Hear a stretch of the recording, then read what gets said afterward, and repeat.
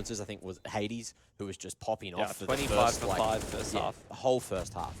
Ridiculous scenes. Like, a performance that you don't see often, and ENCE, they are here to play. I saw a lot of people laughing. I said, look, ENCE are looking like a heavy contender for IEM Dallas at the moment. And I'm, like, they were laughing. And I'm like, man, look, why are you laughing? They are actually a contender. They're the first team since FaZe won the major to take a map off of them. And now there is a reality where if they play well on Nuke, there's a chance that they can take the series too. Yeah, and I think, you know, if we talk about very important stats, Snax has actually Zeused one person per map so far. So that's... Big stat. That's a pretty good conversion rate. As a stand-in as well. Yeah, I mean, he wouldn't have even expected to be here, and suddenly he's getting 2 Zeus kills against FaZe. I mean, what more could you really want?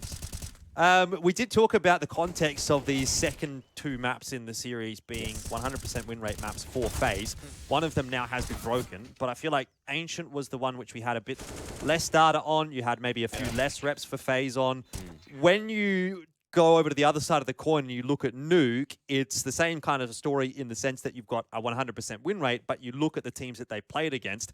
They've beaten Vitality, they've beaten Na'Vi, they've beaten NIP, they've beaten Cloud9. They've beaten a lot of very good teams on this map, and they also still have that 100% win rate here. So even though it looks great on paper for ENCE, that map in particular, you look at it for FaZe and you say, this is kind of their stronghold right now. Yeah, and the thing is, like, ENCE up against MOUZ in the opening game of this tournament, they had a really, really great T side where they were abusing the upper site, and they just, MOUZ just wasn't able to stop them. They were kind of bullying them on an individual level.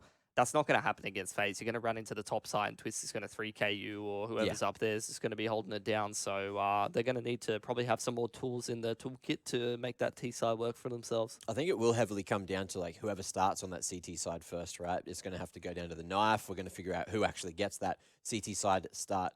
Because both these maps, it's been that, right? Like the team that starts on the CT side just gets off to a roll, gets a huge amount of momentum early after the break between the maps or the break before the game. And that just converts into a map. So I feel like the only way ENCE is going to have a chance on Nuke is if they ride the momentum of the high from taking this map straight into the third and then just get as many rounds as they can early. All right, well, while we're having an absolute banger here on the B stream, we do want to check in with what's happening on the A